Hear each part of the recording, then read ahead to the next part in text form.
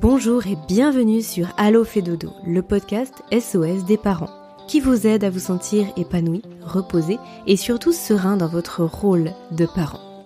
Parce que nous sommes convaincus que la famille est un tout, où chaque membre a sa place et où le mal-être de l'un impacte le bonheur commun, nous vous proposons ici une approche à 360 degrés de la famille. Nous vous parlons de votre quotidien sous tous ses angles. Vos enfants, vous en tant que parents, mais aussi et surtout la qualité de la relation sont au cœur des sujets de chaque épisode. Toutes les semaines, je reçois des experts, des consultants, des consultantes, des professionnels de la petite enfance qui, à l'image de Caroline Ferriol, fondatrice de l'univers Fait Dodo, ont tous en commun d'être passionnés et profondément bienveillants dans leur approche et leurs conseils. Nous parcourons ensemble les sujets qui vous intéressent, vous intriguent et vous troublent parfois. Car oui, en tant que parent, de nouvelles questions émergent chaque jour et les bonnes réponses font toute la différence. Très bonne écoute à toutes et à tous. Bonjour Pia. Bonjour Aurélie. Bienvenue à toi sur Allo fait dodo. Merci beaucoup, merci de m'accueillir. Je suis vraiment ravie de te recevoir aujourd'hui pour une thématique que nous n'avons absolument pas encore abordée sur le podcast et je suis ravie que tu puisses nous en parler. Il s'agit de l'approche du yoga au sens large même. Tu avais envie de nous parler de la grossesse, de l'accouchement, du sommeil, du sentiment de sécurité aussi, et tout ça à travers la pratique du yoga. Tu es professeur de yoga, Pia, Ouais. entre autres choses. Oui, entre autres choses, ouais. J'enseigne depuis 2016. Depuis 2016, j'enseigne le yoga, on va dire, tout public. Et puis en 2018, je me suis formée au yoga prénatal. Et j'étais pas encore maman, donc mon approche était, même c'était en 2019. Je me suis formée en 2019 au yoga prénatal avec De Gasquet. Et mon approche était encore assez finalement théorique. Et j'ai quand même tout de suite commencé à l'enseigner quand j'ai été formée. Et depuis, j'enseigne quelque chose d'assez différent. Depuis que tu es devenue maman, tu veux dire? Ouais, depuis, en fait, au fur et à mesure de mon accouchement, je me suis beaucoup renseignée parce que moi, j'ai eu la chance d'accoucher en maison de naissance, D'accord. donc sans péridurale et sans médecin, donc juste avec ma sage-femme et mon compagnon. Et ça a été en fait tout un chemin de transformation de mon approche du corps et de la relation qu'on peut avoir avec lui. Parce que moi, j'ai toujours su que j'avais peur des piqûres, tu vois. Et en fait, quand je suis tombée enceinte, quelques jours avant de tomber enceinte, j'ai une sage-femme qui m'a remis entre mes mains un livre absolument fondamental pour la naissance physiologique, qui est le guide de la naissance naturelle d'Ina May Gaskin. Et quand j'ai commencé à le lire, je me suis dit que c'était ça qu'il me fallait, cet accouchement physiologique, sans prendre, en tout cas pour acquis, que la grossesse était une maladie. Ça peut être encadré par des pathologies, mais chez quelqu'un qui va bien, on n'a pas besoin d'accompagnement plus médical que ça. Et ça a été mon entrée en fait dans une nouvelle relation au corps.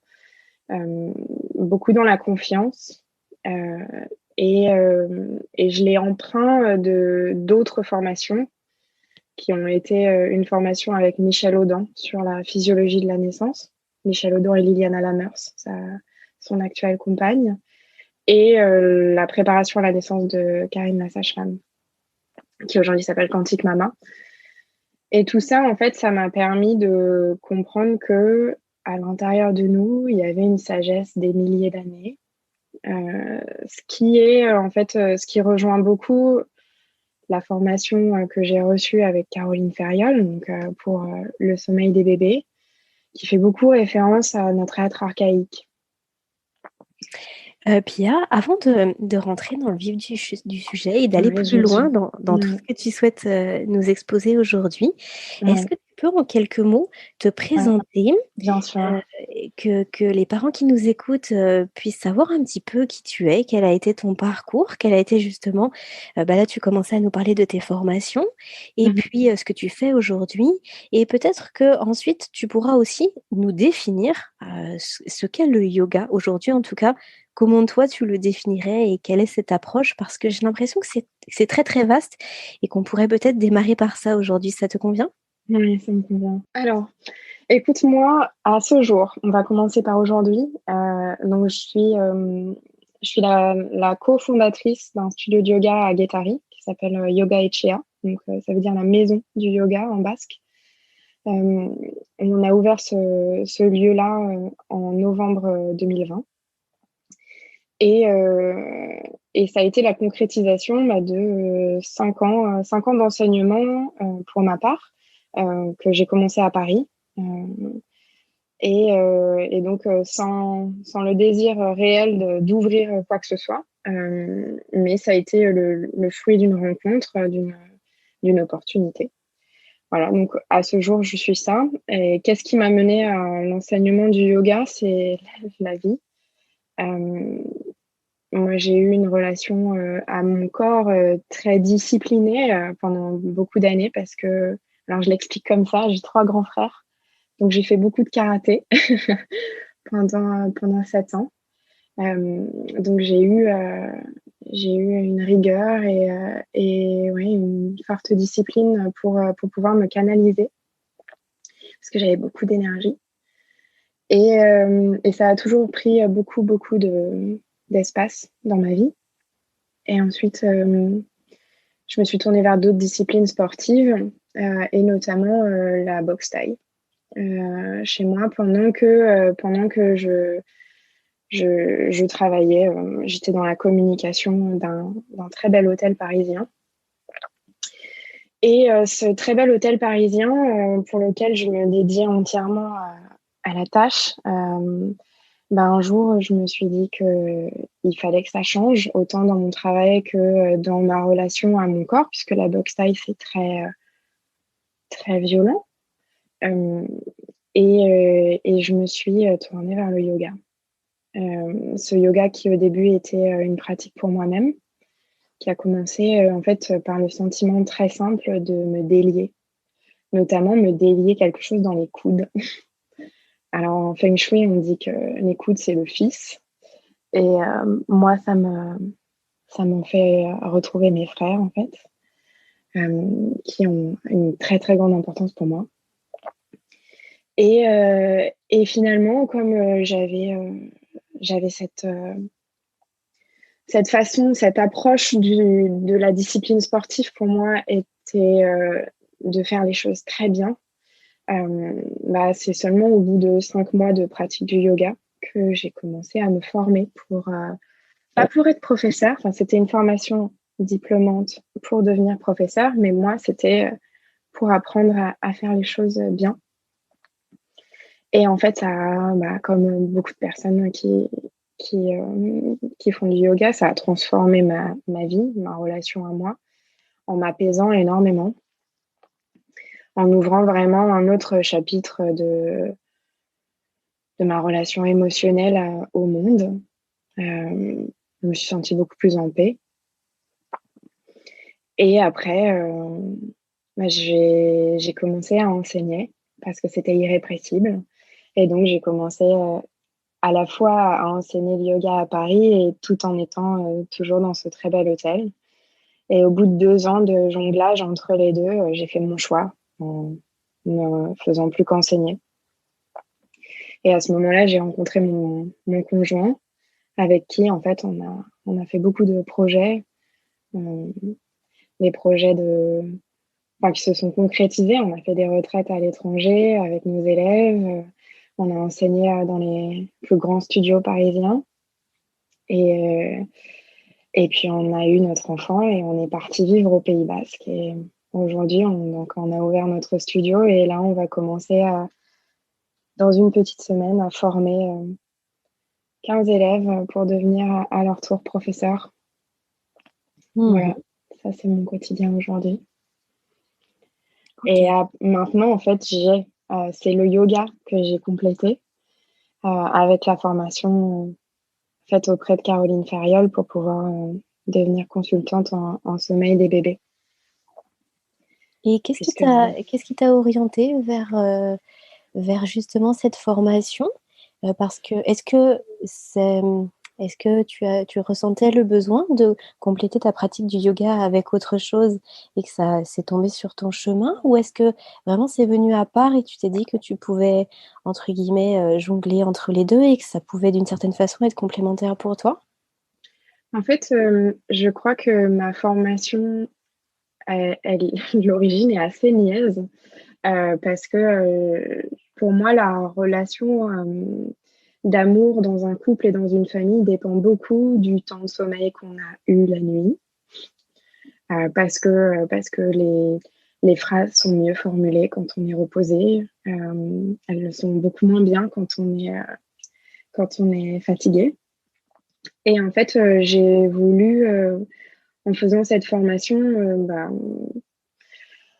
pouvoir faire en sorte que l'amour persiste dans les couples, malgré cette société dans laquelle on vit et avec laquelle je ne suis pas du tout en adéquation, qui nous demande beaucoup trop en tant qu'adultes. Donc, c'était vraiment très décorrélé du yoga, en fait, quand j'ai fait cette formation.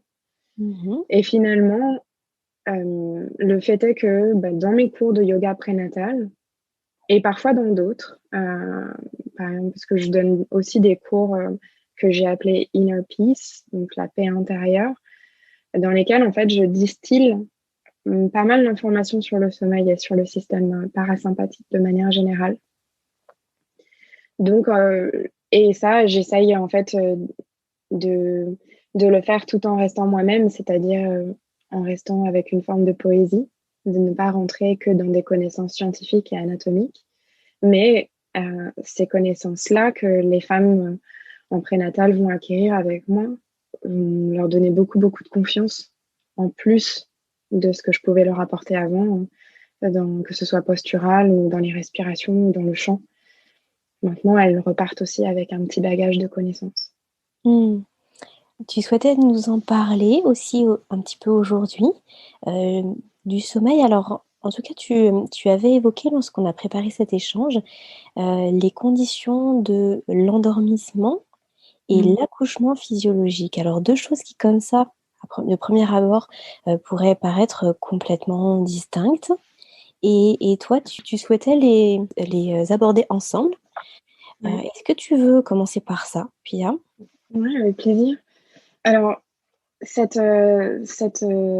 alliance-là des conditions de l'endormissement et des conditions d'un accouchement optimal, ce n'est pas de moi.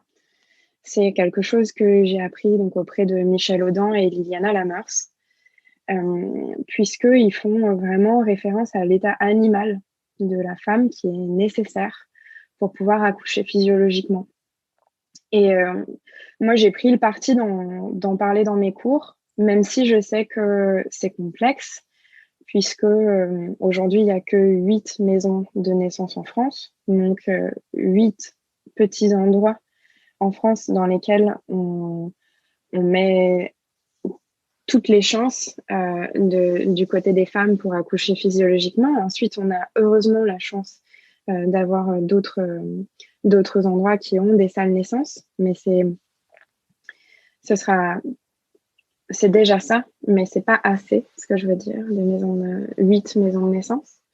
Euh, et dans ces lieux-là, que ce soit en maison de naissance ou dans les salles de naissance, on tente en fait de créer un environnement dans lequel la femme va pouvoir être avec son intuition la plus forte.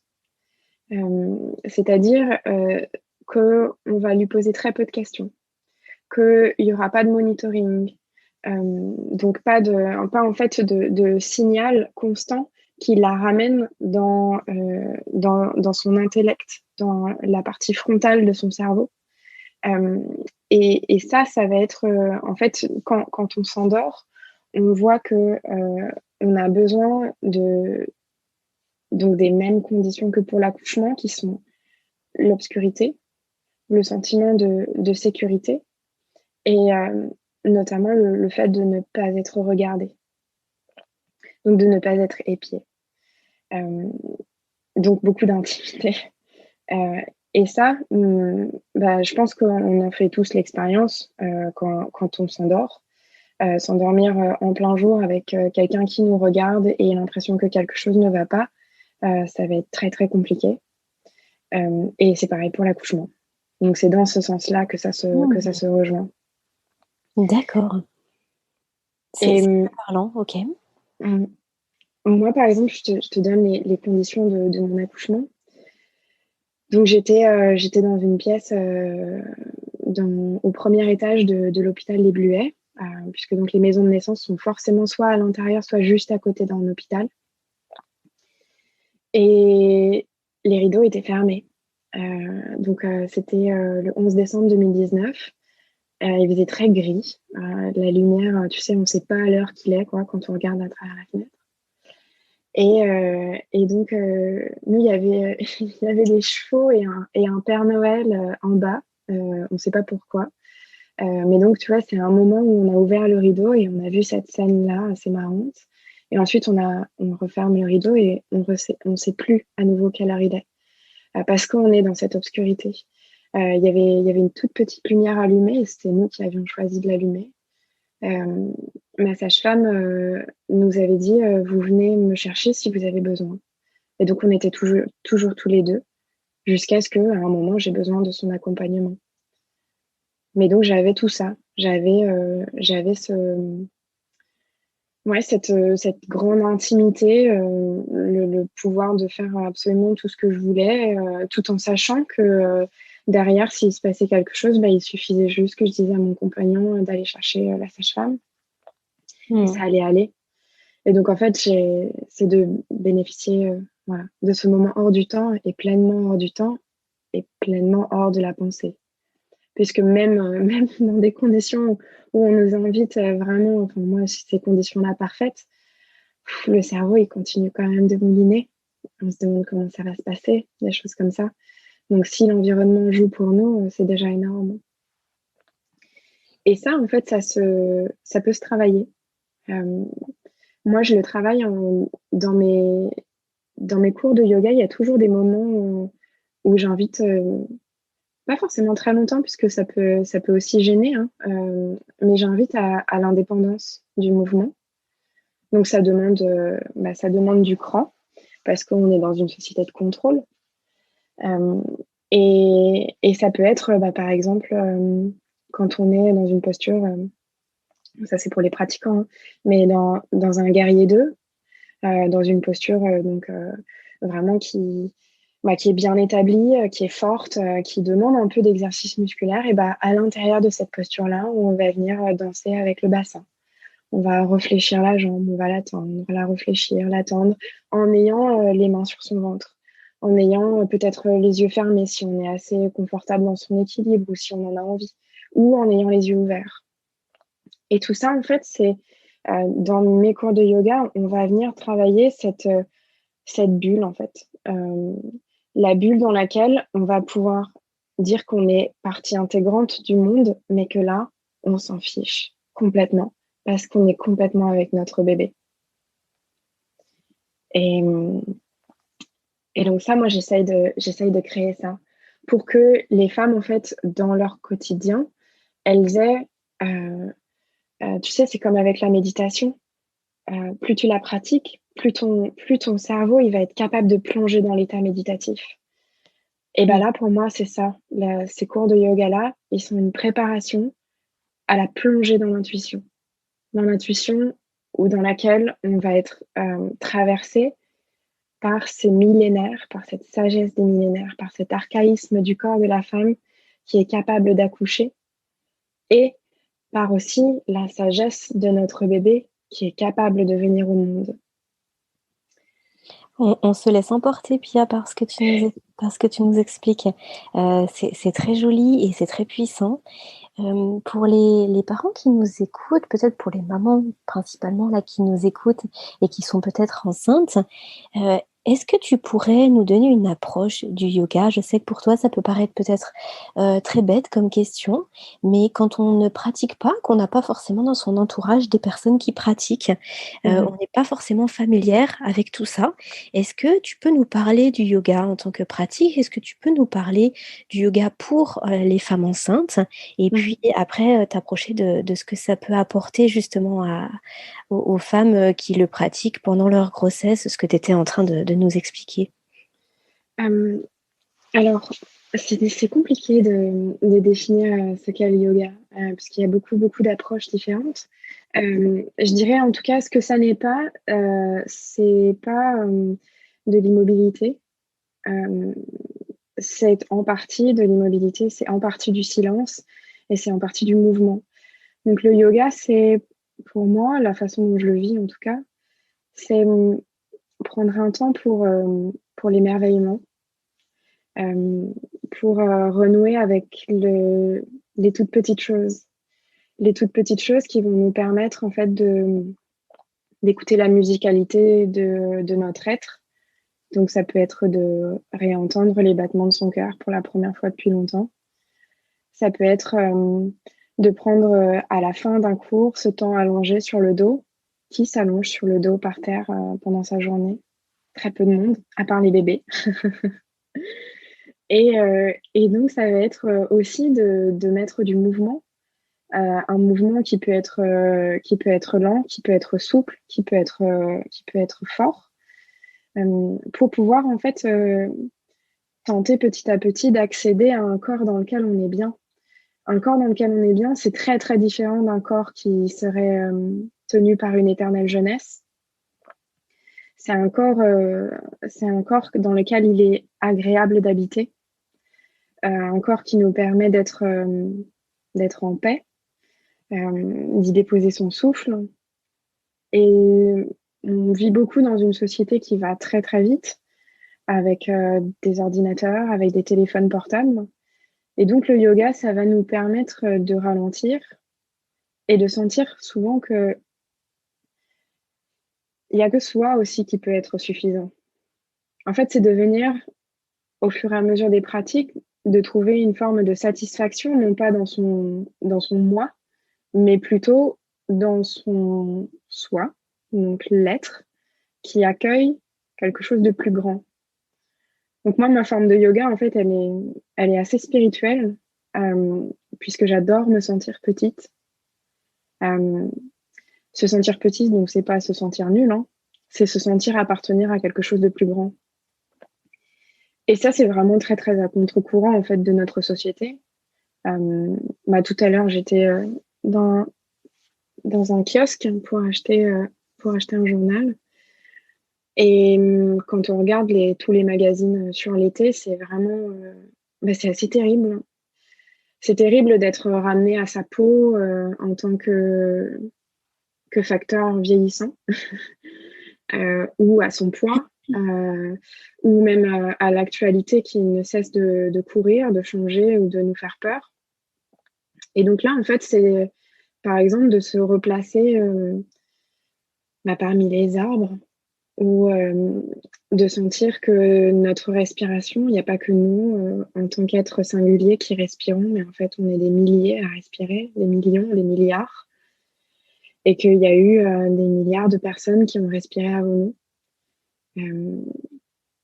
Et moi, c'est ça le yoga, c'est venir à se relier à soi, mais à un soi qui appartient à quelque chose de beaucoup plus grand. Et ça soulage beaucoup. Tu parles beaucoup de respiration, tu parlais de méditation tout à l'heure. On considère souvent que ce sont des pratiques en tant que telles. J'ai l'impression que pour toi, ce sont des outils dans ta pratique, même si outil n'est pas forcément le mot le plus heureux, mais en tout cas, ça fait une partie intégrante de ta pratique du yoga.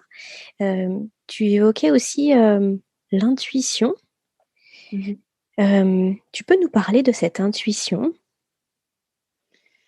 Et L'intuition, c'est notamment pour les femmes enceintes. l'intuition, c'est quelque chose qu'on perd beaucoup. Justement parce qu'on est dans une société de contrôle et qu'aujourd'hui, on a accès à énormément de savoir.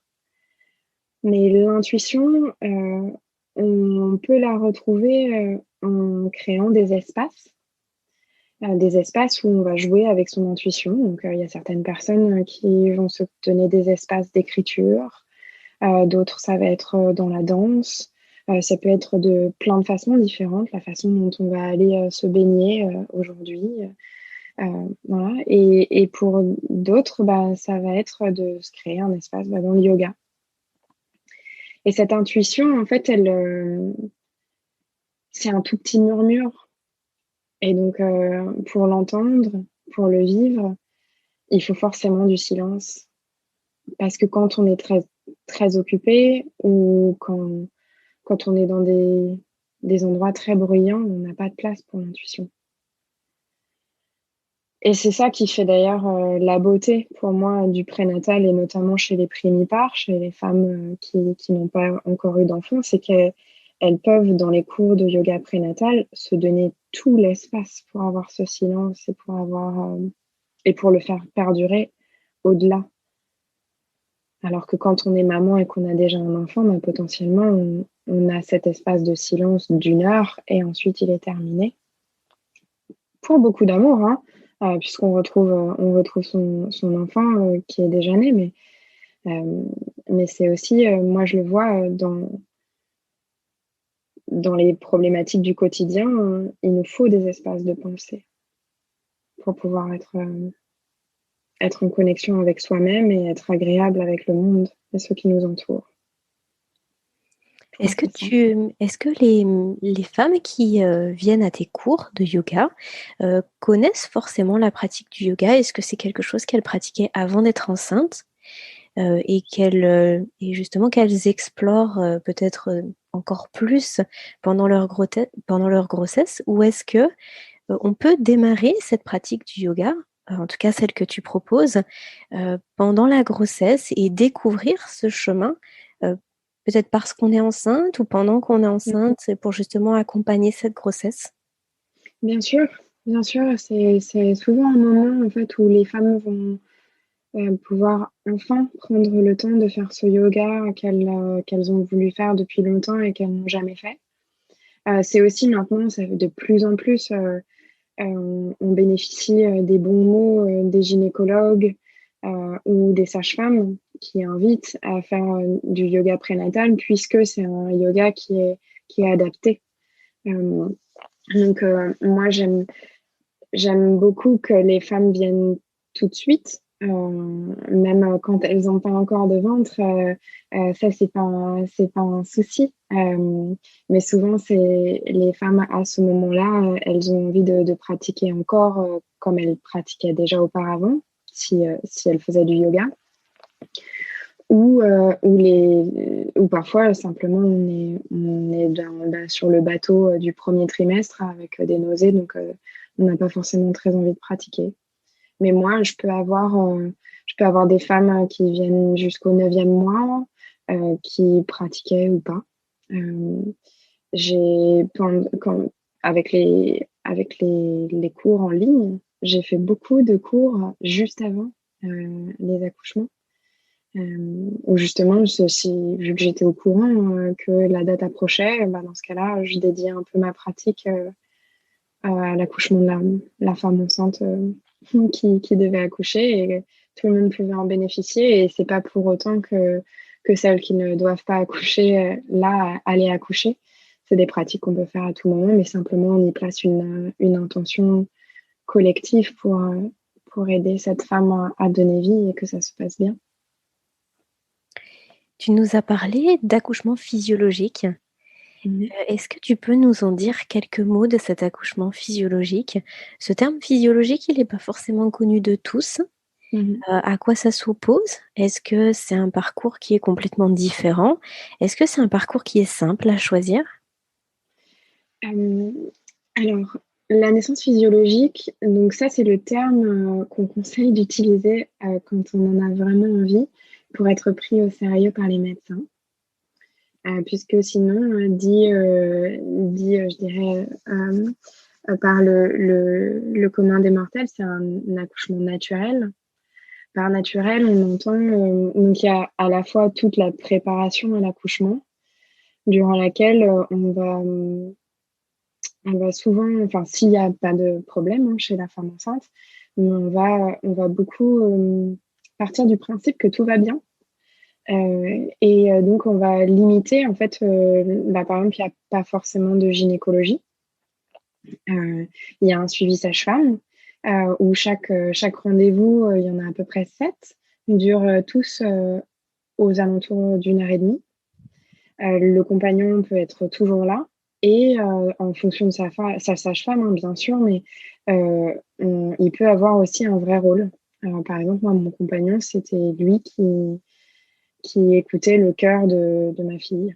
Donc, c'était la sage-femme jetait une petite oreille, mais sinon, elle le faisait toujours après lui. C'était lui qui mettait la crème là sur le Doppler, je crois, et qui ensuite trouvait ma fille sur mon ventre.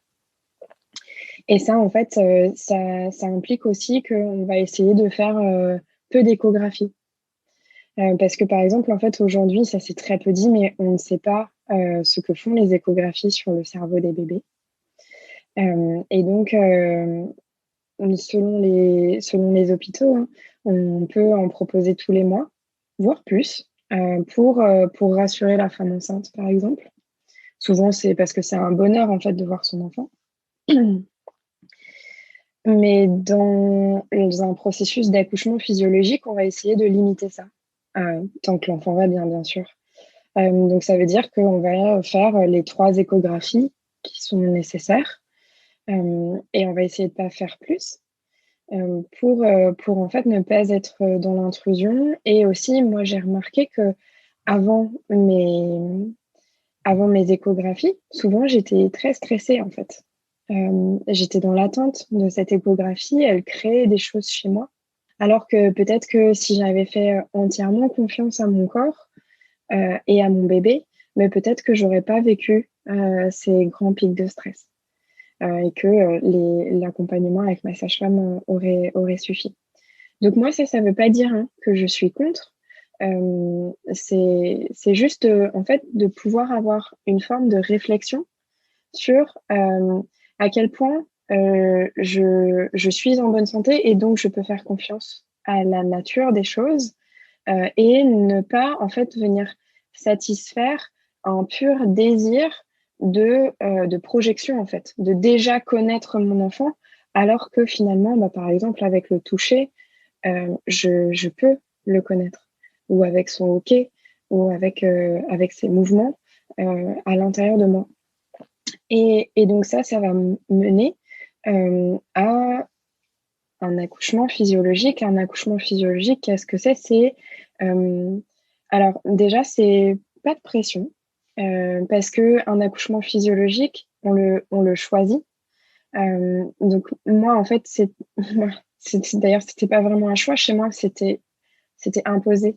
En fait, je ne me voyais pas accoucher dans un hôpital et j'avais extrêmement peur d'une péridurale. Ça, vraiment, pour moi, c'était impossible. Je suis insupportable quand on approche une aiguille de moi. Donc là, dans mon bas du dos, ça me paraissait impossible. Et donc, moi, l'accouchement physiologique est venu comme un soulagement. Et donc, chez une autre femme, l'accouchement physiologique va venir comme une source de stress. Et donc là, c'est pas OK dans ce cas-là. Chacun fait ce qui lui correspond profondément. Et moi, profondément, dans mon intuition me disait, Pia, il faut que tu aies ces conditions-là, tu peux le faire pour pouvoir donner naissance à ta fille sans, sans, sans médicalisation. Et moi, je sais que cet accouchement physiologique n'est possible, en tout cas pour un premier enfant, que bien accompagné. Et bien accompagné, ça veut dire avec potentiellement la deuxième personne, si on est en couple. Et ça veut dire une sage-femme ou peut-être une doula. Et en tout cas, ces personnes-là Et ça va probablement t'intéresser si tu connais pas Aurélie, même si tu es tellement calée qu'à mon avis, tu connais déjà. Mais si quelqu'un dans la pièce se met à sécréter de l'adrénaline pendant un accouchement, c'est inhibiteur de l'ocytocine. Et donc, une femme peut avoir du mal à accoucher parce qu'il y a quelqu'un de stressé dans la pièce. Et la personne stressée, ça peut être le médecin, ça peut être la sage-femme, et ça peut être le compagnon ou la compagne. Mmh. J'ai appris ça très récemment. Tu vois, il y a quelques mois en arrière, je ne savais pas. Mais effectivement, j'ai appris ça très récemment par rapport à mon parcours personnel. Et effectivement, j'avais trouvé ça très marquant et je trouve ça très intéressant que tu le soulignes et que tu le dises. Comme quoi, vraiment, ce contexte dans lequel on va accoucher, il est essentiel pour la femme.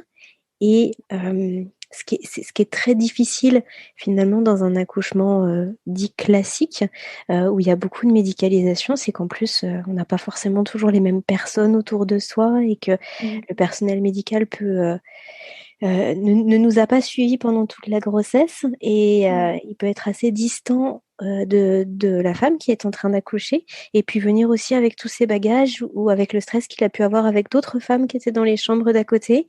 Et du coup, on ne se retrouve pas dans un contexte qui est extrêmement favorable. Oui, je te remercie pour cette précision, c'est très, très, très parlant. Oui, il y a dans le guide de la naissance naturelle, donc, qui a été écrit par Ina May Gaskin, il y a une petite histoire c'est une dame qui accouche de son deuxième enfant et ils reviennent sur ce qui s'était passé pour le premier. En fait, le premier accouchement avait été très très long. Et en fait, c'est au moment de parler de cet accouchement où Ina May se rend compte qu'en fait, le papa voulait absolument rester avec sa femme dans la baignoire et en fait, il avait très envie de faire pipi. Et donc, il se retenait. Et là, Ina May Gaskin dit, mais bien sûr, mais comment vous voulez qu'une femme détende ses sphincters pour pouvoir accoucher quand derrière, collé à elle, il y a le compagnon qui se retient, qui retient ses sphincters masculins, mais donc c'est le même processus. Euh, c'est cette même détente du périnée qu'on veut avoir. Et donc là, pour elle, c'était extrêmement clair que cet accouchement avait duré très longtemps parce que malgré toute la bonne intention que le compagnon avait, dans son corps, il y avait quelque chose qui ne se mettait pas au repos, qui était en tension. Et donc, bien sûr, l'environnement joue énormément. Et moi, par exemple, mon environnement, ça a été très chanté. Et donc, j'ai fait énormément de home. Et ces homes-là, en fait, quand j'étais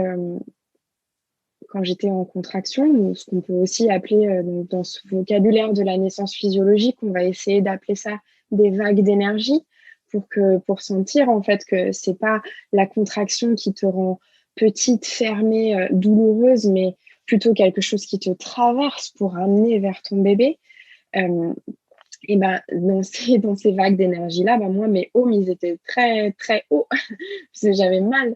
Et donc là, c'était le rôle de mon compagnon, puis le rôle de ma sage-femme de me ramener vers des hauts très, très bas. Ces mêmes hauts, plus ils sont bas, plus ça va ouvrir le bassin, plus ça va faire vibrer un son vibratoire qui va détendre le périnée. Et ça, moi, j'aurais pas pu le faire toute seule.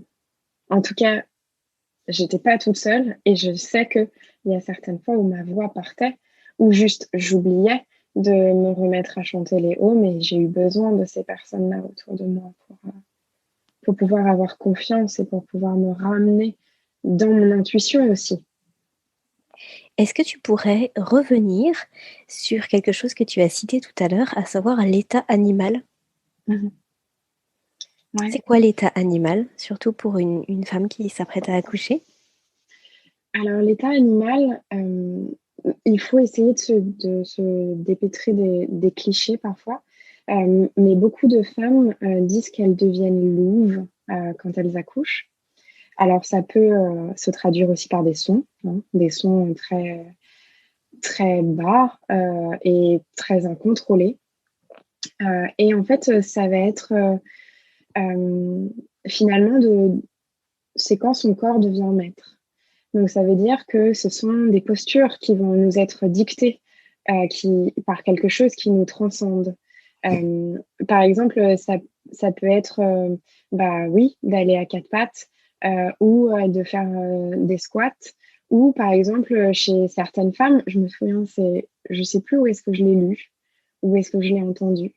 Mais par exemple, une femme qui avait prévu d'accoucher chez elle et qui avait mis du plastique partout parce qu'elle avait de la moquette. Et finalement, elle s'est retrouvée à accoucher comme un chat dans son placard. Donc, à la vue de personne, dans son petit coin, le seul endroit qu'elle n'avait pas plastifié. Et tout ça, en fait, c'est venir se loger vraiment. Ouais. Pour moi, c'est se loger dans le fond de son cerveau, dans le fond de cet occiput qui nous permet de ne plus compter, de ne plus savoir, de ne plus répondre aux questions. Et par exemple, ma sage-femme, moi, quand j'ai accouché, elle ne m'a jamais auscultée pour savoir à quel centimètre j'en étais de dilatation. Par contre, elle me posait une question. Alors moi, je suis incapable de dire laquelle, mais justement, si j'étais particulièrement incapable de répondre, elle savait que, par exemple, j'en étais à 8 centimètres de dilatation. Si là, je suis partie, que mes propos ne sont plus cohérents, c'est que je suis en train de plus en plus d'être dans cet état animal. Et ça, c'est très difficile, justement, quand on est à l'hôpital, et particulièrement, je pense, en temps de Covid, si les hommes ne sont pas les bienvenus ou la tierce personne, parce qu'on va poser les questions à la femme. Et c'est pas à la femme qu'il faut poser les questions. C'est à l'autre personne de répondre. Tu penses que c'est malgré tout possible d'avoir un accouchement physiologique, de se retrouver dans cet état animal, d'être au plus proche de soi-même et de son bébé, même dans un hôpital, si toutefois il n'y a pas de maison de naissance? Tu disais qu'il y en avait très peu en France. Oui. Je sais également que, par exemple, dans certaines régions, il n'y a pas de doula pour se faire accompagner aussi. Il y a certaines régions qui sont finalement dans lesquelles les personnes sont un petit peu sur ce chemin médicalisé pas par choix, mais par nécessité, parce qu'en fait, il y a rien d'autre et c'est très compliqué de faire autrement. Alors, d'autant plus lorsqu'on n'a pas la connaissance que ça peut exister. Mais en tout cas, il y a pas, par exemple, de sages-femmes qui peuvent faire un accouchement à domicile. Donc, les personnes se retrouvent à accoucher forcément dans un hôpital pour leur sécurité si elles ne se sentent pas d'accoucher seules, complètement Bien seules, sûr. et ce qu'on peut entendre. Est-ce que tu penses que c'est possible quand même? Déjà, il y a des personnes qui sont absolument des perles, même dans des hôpitaux, qui vont vouloir instaurer tout plein de choses qui changent la donne. Moi, j'ai la chance de connaître à Bayonne, au Pays Basque, une femme comme ça, avec qui, résultat, je travaille pour les cours de prénatal. Elle conseille à ses patientes de venir à mes cours. Et moi, je sais qu'entre ses mains, les femmes vont être très bien accompagnées. Et il y a ce que j'énonçais tout à l'heure, il y a toutes ces salles naissances qui émergent heureusement de plus en plus et qui sont de moins en moins une exception. Mais le fait est que souvent, il n'y en a qu'une seule. Donc ça veut dire que si elle est occupée et qu'on a un projet de naissance le plus physiologique possible, ça peut être un peu plus compliqué. Après, moi, c'est pour ça que je vais travailler la bulle de protection ou l'intuition pendant mes cours de yoga. Et par exemple, je donne parfois des postures à pratiquer dans l'ascenseur ou dans les couloirs. Et peu importe ce qu'on va vous dire, en fait. Peu importe si vous gênez. Et donc, après, c'est de travailler en amont au plus possible, de mettre dans son projet de naissance, de pouvoir chanter ou de pouvoir changer de position. Et tout ça, en fait, de manière générale, plus aussi on fait il faut à la fois faire confiance aux personnes qui vont nous accompagner et en même temps, on peut, nous aussi, en utilisant les bons termes, venir peut-être changer leur regard si elles n'ont pas le même que nous pour pouvoir aller vers un accouchement le plus physiologique possible ou au moins que la médicalisation ne soit pas automatique. Mais c'est sûr que pour moi, en fait, plus la femme enceinte va atteindre le jour de l'accouchement, plus elle est vulnérable. Et, et c'est pour ça que la tierce personne ou le ou la partenaire sont des personnes clés pour pouvoir faire respecter le désir, le besoin, l'urgence de la femme qui est enceinte. De par ton expérience et ta pratique, Pia, qu'est-ce que tu as pu constater par rapport aux accouchements de femmes qui choisissaient justement cette voie-là, qui choisissaient un accouchement physiologique? Est-ce que tu as peut-être la sensation ou carrément est-ce que c'est un constat, est-ce que c'est avéré que les accouchements se passent mieux, que la femme se sent finalement plus épanouie après son accouchement?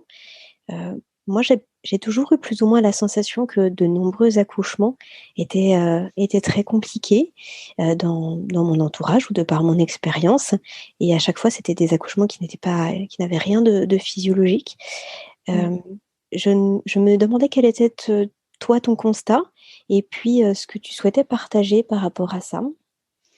Mon constat, c'est qu'en fait, on peut pas vraiment juger parce que finalement, quand on demande à une femme enceinte, enfin une femme qui a accouché, comment ça s'est passé, il y a en fait le corps a une mémoire qui change extrêmement vite et il y a la façon dont on connaît cette personne.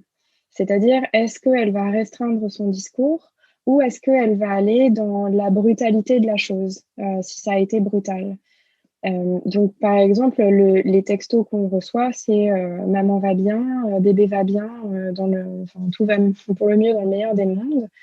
Et ensuite, en fait, selon les, enfin moi, par exemple, mes critères d'un accouchement, enfin de mon accouchement qui a été très beau, et c'est la suite qui pour moi a été très difficile. Et ben j'ai pas eu d'induction, on m'a fait confiance, j'ai pas été déclenchée. Et donc ça, ce sont mes propres critères. Mais parce que, en fait, dans ces formations que j'ai pu faire, donc notamment dans la formation donnée par Michel Audin et Liliane Alamers, on voit en fait que pour déclencher, on va donner l'hormone qui est en fait dit souvent à la femme enceinte qu'on lui injecte de l'ocytocine, mais ce n'est pas de l'ocytocine qu'on injecte, c'est de la pitocine. Donc c'est une reproduction chimique de l'ocytocine. Et ça, en fait, ça va envoyer un message au corps pour pouvoir commencer les contractions utérines, mais ça n'est absolument pas la même chose que l'ocytocine qui va baigner la maman dans un état d'être aussi, que la chimie n'est pas encore capable de créer. Et donc, en fait, quand on va induire un accouchement ou que on va faire cette injection de pitocine, on va créer chimiquement un accouchement. Donc, potentiellement, la relation d'amour qui est heureusement présente chez toutes les femmes, mais elle peut être court-circuitée parce qu'on est venu mettre un liquide à l'intérieur du corps de la femme. Et donc, moi, par exemple, cette injection-là, ou même maintenant, en fait, de plus en plus, malheureusement, on fait des décollements de la membrane pour pouvoir aussi induire l'accouchement, mais sans mettre de pitocine dans le corps de la femme. Et ben ça non plus, en fait, c'est pas parce que c'est pratiqué avec des doigts que c'est naturel. Et donc, mais après, c'est au choix de chacun. c'est vraiment à l'expérience de chacune. Moi, par exemple, il y a une chose qu'il faut savoir, c'est que dans les maisons de naissance naturelle, il y a 50% des femmes qui ont besoin de monter à l'étage des Bluets, par exemple, donc pour celles qui accouchent au calme, comme moi, donc la maison de naissance de Paris, il y a 50% des femmes qui, au bout de X heures, et c'est à elles de choisir, disent bon, ok, on arrête, là j'ai besoin d'aide, là j'ai besoin de la péridurale ou j'ai besoin de la césarienne.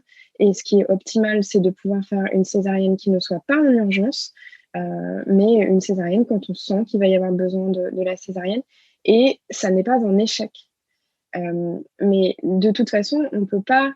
En fait, on peut se préparer au meilleur.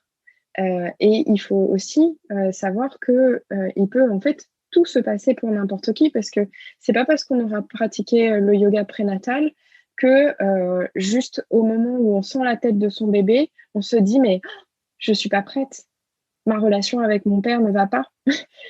Comment puis-je avoir une relation avec mon bébé alors que moi-même je n'ai rien résolu par rapport à mon père, par exemple.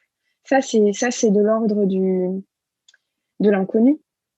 Donc nous, tout ce qu'on peut faire, c'est mettre en confiance le plus possible. C'est apprendre à détendre dans l'adversité. C'est chanter et beaucoup aimer autant que faire se peut. Ouais. Oui, c'était intéressant que tu nous fasses cette précision. Je te remercie. Parce qu'effectivement, on a souvent tendance à opposer certaines choses ou à dire qu'il y a des choses qui sont mieux que d'autres.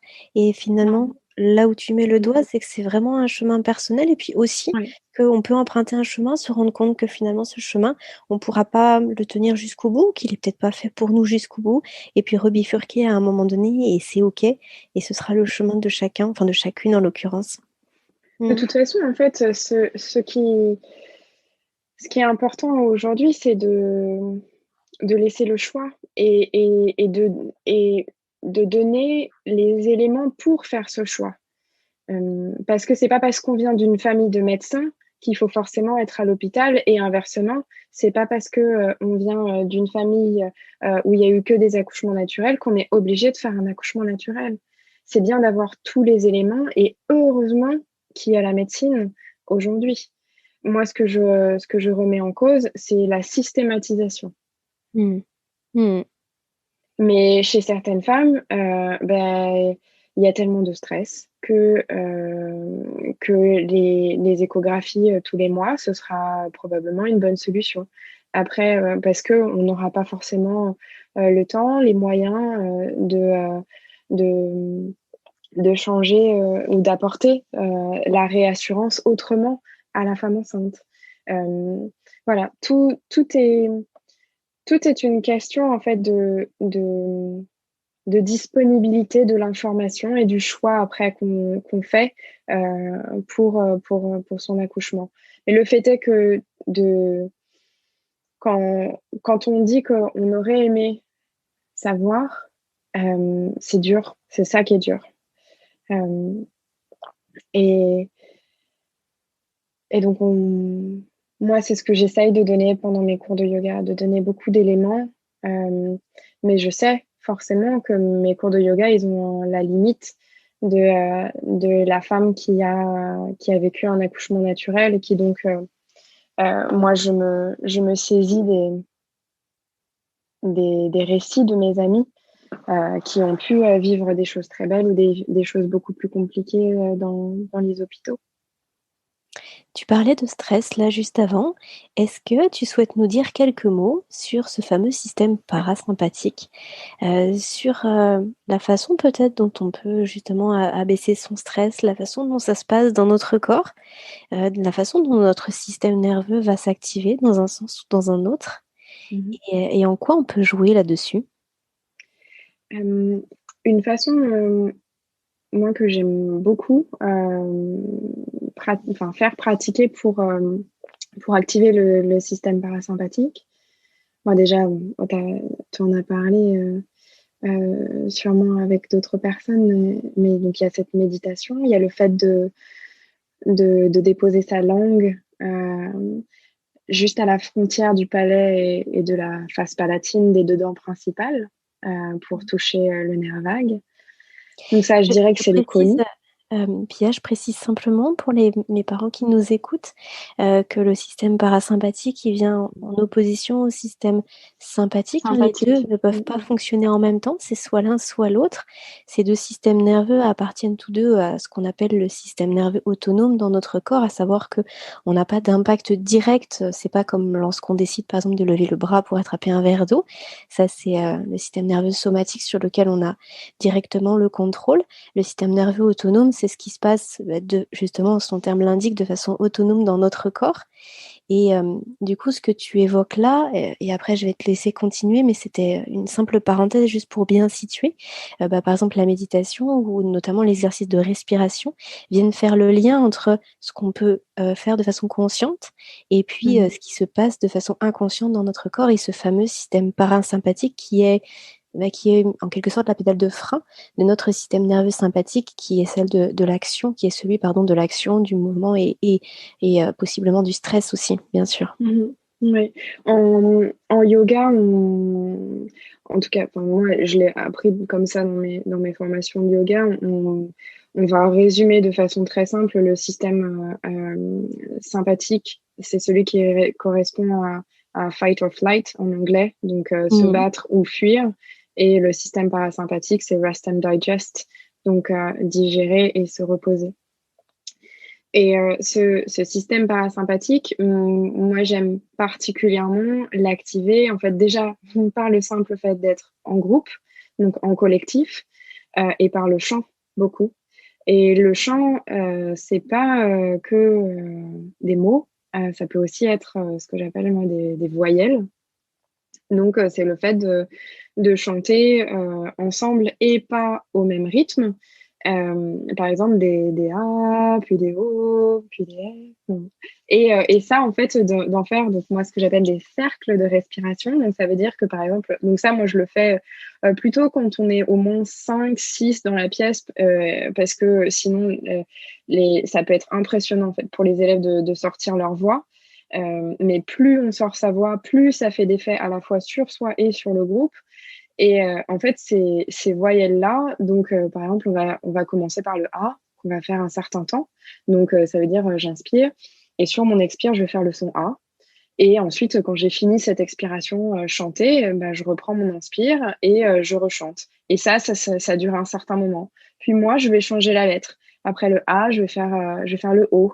On le fait un certain temps. Puis ensuite, je vais faire le E. Et ensuite, je vais arrêter l'exercice par un bol, par une tape sur, un coup sur le bol tibétain.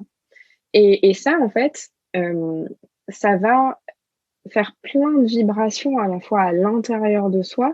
Donc vraiment, mais il y a souvent, il y a aussi le son M qu'on peut faire dans cet exercice-là. Et ça, le son M, c'est la partie la plus apaisante du Om, qu'on va dire pour initier et pour clôturer les cours de yoga. Et c'est des parties vraiment dans la vibration qui vont activer le système parasympathique. Il y a aussi le fait qu'on va se retrouver avec une très grande capacité respiratoire. Le diaphragme, donc ce qui nous permet de respirer, c'est un muscle. Donc ça veut dire qu'il a besoin aussi d'être exercé. Et dans ce champ-là, c'est ce qu'on va faire. On va pouvoir jouer avec l'activité du diaphragme, de potentiellement le faire descendre un peu plus bas quand on inspire et de le faire remonter plus haut quand on expire pour pouvoir aller vraiment jusqu'au bout de sa lettre. Et ça, donc il y a à la fois le son qu'on va faire soi-même et il y a le son qu'on va créer tous ensemble et potentiellement aussi la sonorité de la pièce qui peut vraiment créer quelque chose de beau. Et puis après, quand on s'arrête, il y a le silence. Et dans ce silence-là, on a la place pour plein de choses. On a la place pour des respirations plus grandes, puisque cet exercice donne accès à une capacité respiratoire plus grande. Et il y a la place pour les émotions aussi. Puisque on peut résumer peut-être ça d'une façon assez simple. La respiration, le diaphragme, c'est le foyer du corps. C'est là où ça va chauffer quand on va pouvoir travailler nos respirations. Et quand on travaille son foyer, eh ben, on travaille donc ce petit feu. On va aussi travailler son foyer, son habitat, notre corps. Et de ce corps-là qui s'est mis au repos, qui s'est apaisé, qui s'est agrandi dans sa capacité respiratoire, et ben, à l'intérieur de notre foyer, mais cette fois-ci notre maison, notre appartement, on va être un peu mieux. Et donc, voilà. Oui, donc on reboucle sur quelque chose dont tu nous as parlé depuis le début, finalement, à savoir la respiration. Et puis le fait de se trouver du temps pour soi et le fait de se trouver bien en soi et dans son corps et avec soi-même et d'être un petit peu dans sa bulle, finalement. Mais c'est une bulle, tu sais, c'est une bulle qui n'est pas hermétique. C'est une bulle qui est très poreuse au monde. Parce qu'il faut qu'elle puisse, laisser passer la lumière.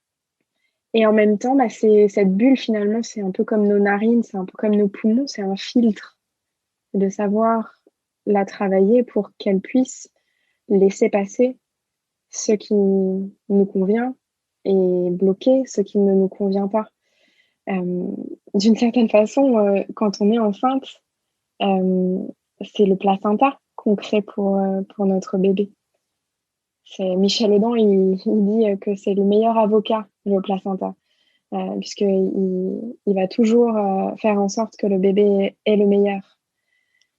Et ça, c'est notre travail d'adulte qui n'est pas simple, mais c'est celui d'avoir notre juste bulle de protection, et particulièrement enceinte, puis jeune maman. Tu précisais tout à l'heure, Pia, que tu donnais donc des cours, bien sûr, en physique, là, dans le studio. C'est un studio?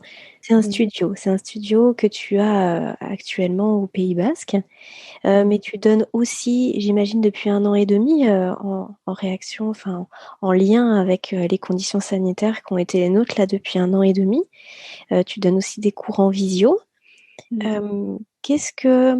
Est-ce qu'on peut commencer le yoga avec des cours en visio? Est-ce que toi, tu conseilles de trouver un professeur de yoga qui soit à côté de chez soi pour démarrer et que la visio, c'est finalement vraiment un complément, que ça permet justement de ne pas rompre sa pratique quand il y a des événements comme ce qu'on a vécu là?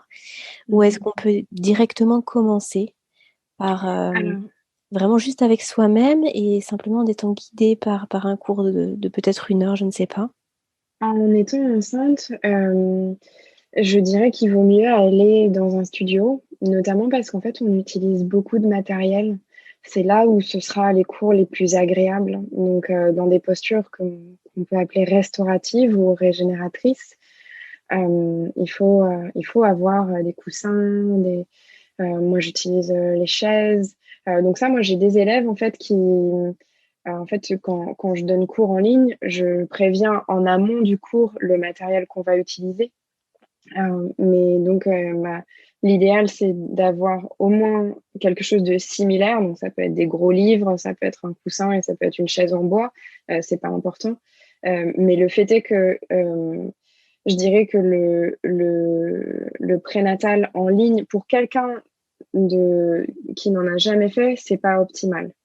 Moi, aujourd'hui, les femmes que j'ai enceintes en ligne, c'est qu'elles sont venues au studio et que elles sont reparties chez elles, puisque peut-être elles ont découvert mes cours en vacances et donc elles veulent continuer après. Ou sinon, c'était des élèves que j'avais quand je vivais à Paris et elles venaient à mes cours de yoga d'avant. Et donc, elles ont envie de pouvoir continuer l'enseignement avec moi à distance. Mais sinon, moi, je dirais que, voilà, cas de force majeure, c'est super en ligne. Mais si jamais on a la possibilité d'aller dans un studio et puis d'être replacé par la professeure et puis de chercher aussi vraiment ce moment où en tout cas, moi, c'est comme ça que je le perçois, mais où, où la personne qui enseigne partage dans son être à quel point la femme enceinte est dans un moment mais merveilleux et où elle est dans sa plus grande puissance tout en étant aussi dans sa plus grande vulnérabilité. Donc d'être mise en fait sur une forme de piédestal, tellement on veut en prendre soin. Ça se fait beaucoup, beaucoup en présence. Mmh. Et est-ce que tu accompagnes uniquement des femmes, justement, dans tes cours de yoga, ou est-ce que parfois les partenaires peuvent participer? Est-ce qu'il y a un intérêt de pratiquer le yoga que tu proposes en couple, ou est-ce que c'est vraiment uniquement destiné aux femmes enceintes? Pour les femmes enceintes, ouais, là, en fait, les langues se délient. Tu vois, moi, je le dis, résultat, mais dans l'après-cours, par exemple, s'il y a une femme qui a envie de parler hémorroïdes, les langues sont complètement déliées. Hmm. Il y a pas de, ça pourrait être intéressant de le faire, par exemple, sur un atelier. Après, moi, j'ai déjà, par exemple, j'ai un ami qui est enseignant aussi et qui a une très belle présence, très discrète. Et j'ai adoré quand il a fait le cours de prénatal avec nous. Donc c'est plutôt en fait peut-être que il n'y a pas la demande des papas, aussi parce qu'en fait en France, les hommes sont encore très peu à pratiquer. Ça commence à peine à changer, mais c'est très très rare. Alors que les Anglais, les Néerlandais, les Américains, c'est du 50-50 maintenant. Alors que nous, par exemple, même quand on fait un stage de yoga de 4 jours, intense quand même, avec 20 heures de pratique en 4 jours et en duo avec mon compagnon, le maximum sur 12 personnes, on va avoir 3 hommes. Donc, Hmm. Ça tend à émerger, mais femmes. c'est pas encore très démocratisé. Ouais, en France, ouais. En France, oui. Mm. Pia, je te propose qu'on se dirige tout doucement vers la fin de cet échange. Est-ce que tu avais Mhm. quelque chose que tu souhaitais rajouter par rapport à tout ce que tu nous as partagé sur le yoga prénatal et sur cette approche de l'accouchement physiologique, sur ta vision aussi, bien sûr, ta philosophie? Hum, j'espère que ce que j'ai pu dire sera vraiment en fait le vecteur de confiance et pas d'une défiance. De sentir que il faut vraiment la place pour tous les choix euh, et que heureusement qu'en fait on va vers de plus en plus des réponses multiples pour chacune euh, et, et que au final, ce soit comme dans les accompagnements de sommeil, ou au moins ce que j'essaye de pouvoir préserver, c'est que ce soit l'amour qui soit vraiment le moteur de tout, de cet accouchement, puis de cette rencontre avec son bébé, et puis de ce qu'on va construire ensuite, et puis même dans sa relation à soi, euh, un amour incommensurable et ineffable. J'allais te poser la question, Pia, de trois mots qui te caractérisent, qui te reflètent, toi, en tant que personne. Comment tu te qualifierais? J'ai bien noté que le mot amour revenait souvent. Je me suis dit ouais, que j'étais sur Terre pour aimer. Après, pour me caractériser en ce moment, je dirais aussi un peu perdue euh, à cause des temps qu'on vit et que ma maternité est quand même relativement jeune encore aujourd'hui, puisque ma fille a 19 mois et que je suis encore à tâtons sur plein de choses. Euh, et après, c'est l'espoir. J'ai confiance en moi et en mon foyer et en tout plein de personnes qui forment mon entourage aujourd'hui. Je ne sais pas si j'ai beaucoup d'espoir pour le monde, mais en tout cas, j'en ai plein en moi.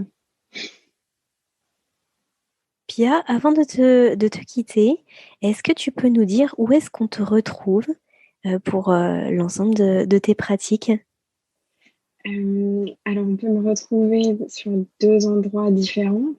Alors, pour ma casquette yoga, il y a mon site personnel qui est pialecanu.com ou le site de mon studio de yoga qui est yogaechea.com, Etxea. Et sinon, pour les accompagnements en sommeil, je suis retrouvable sur le site de fedodo.fr.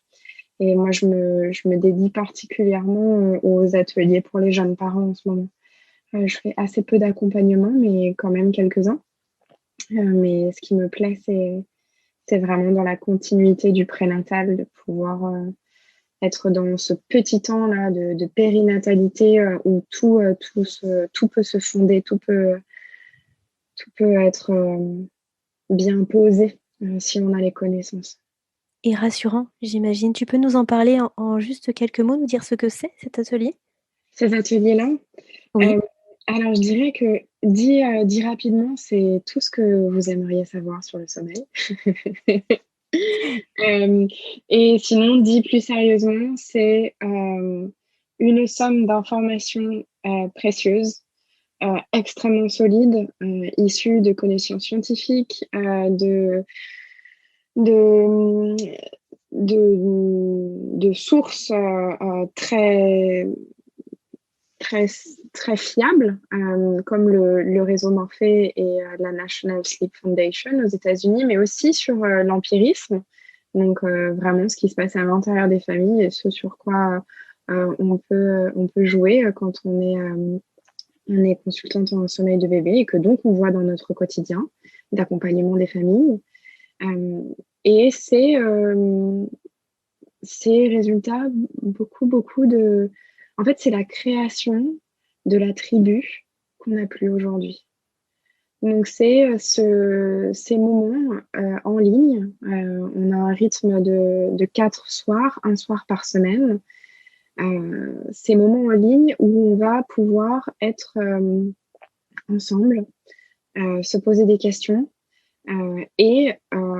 Donc là, c'est moi qui incarne souvent ce rôle, mais donc c'est aussi autant Caroline Ferriol que mes collègues, ce rôle de transmettre le savoir, de donner la confiance aux parents, de savoir ce qui va les attendre et comment est-ce que par de multiples moyens, ils vont pouvoir avoir les ressources en eux-mêmes et les ressources matérielles, puisque forcément on achète 2-3 petites choses quand on a un enfant, mais d'avoir les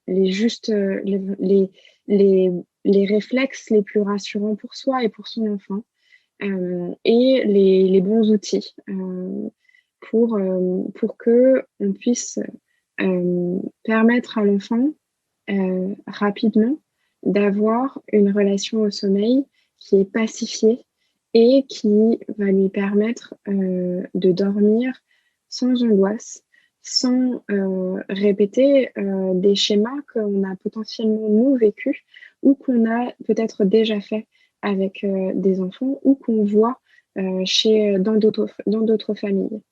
Donc ces ateliers-là, ils sont faits pour avoir cette base solide, rassurante, cette unique source qui va nous permettre de ne pas passer des heures à regarder son téléphone ou son ordinateur à la recherche de mais pourquoi est-ce que mon enfant pleure à 3 heures du matin, et donc d'entrer dans un cercle anxiogène pour les parents et pour l'enfant.